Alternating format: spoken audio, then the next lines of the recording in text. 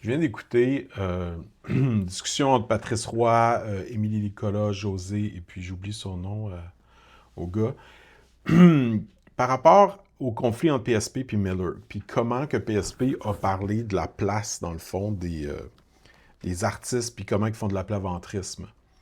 Et tout leur argumentaire est fondé autour de l'idée que c'est pas la même affaire que l'après-midi même, après ça, il a dit qu'il était tanné du débat d'identité au Québec.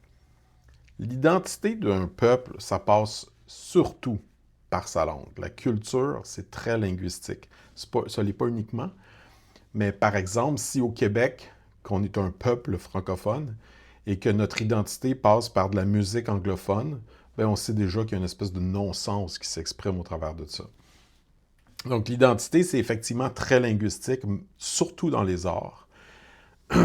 Et ça a tout à voir avec ça. Mais en plus, la première personne qui intervient, c'est Émilie Nicolas, qui dit essentiellement, qui est Madame Woke par excellence. Là. Elle, son point de vue, c'est essentiellement, je peux vous amener des nouveaux mots à toutes les semaines parce que c'est des mots clics qui sont cool dans ma sec woke, mais un chef de parti doit être une espèce de vaisseau démocratique pour la population.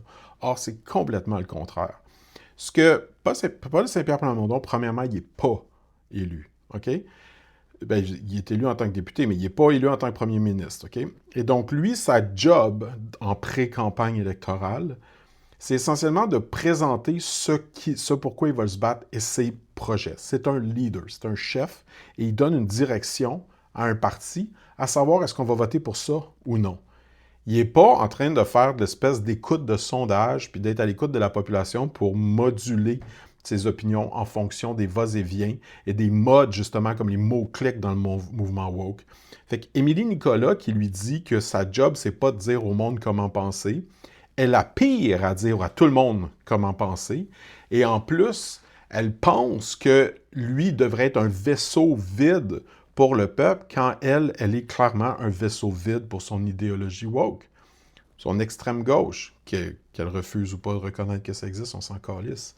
Et donc, moi, je trouve que Paul Saint-Pierre Plamondon a complètement raison pour plusieurs raisons, mais surtout tout simplement parce qu'on sait depuis toujours que c'est ça que Miller pense. Fait que le fait que Paul Saint-Pierre Plamondon ait dit ça avant que Miller le dise, c'est-à-dire que le fait que Paul Saint-Pierre Plamondon a dit que nommer Miller, c'était une insulte au peuple québécois, et que Paul Saint-Pierre Plamondon l'aurait dit avant que Miller fasse la gaffe de dire qu'il était contre l'identité, c'est juste pas comprendre que Paul Saint-Pierre Plamondon savait déjà ça.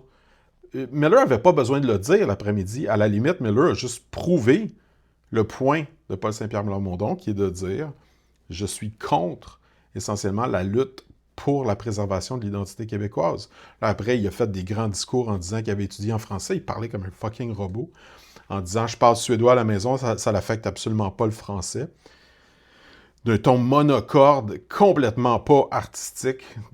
C'était assez hallucinant, d'ailleurs, ces interventions, en disant « J'aime la langue française. Il faut comprendre que j'ai étudié en français. Et le problème, c'est que les gens ne parlent pas un français impeccable. » Ça n'a jamais été un problème qu'il y ait du monde analphabète dans une société. C'est une constante dans l'histoire de l'univers. C'est pas l'enjeu du tout. Et encore une fois, on n'est pas capable de reconnaître ce qui est en jeu. Puis c'est pas surprenant, parce que Patrice Roy, il travaille pour Radio-Canada. Il fait partie des gens qui reçoivent de l'argent de Miller, justement. Et donc, il fait partie des gens qui font de l'aplaventrisme par rapport à tout ce qui est demandé pour respecter l'idéologie libérale fédérale, pour être capable de travailler pour eux, essentiellement.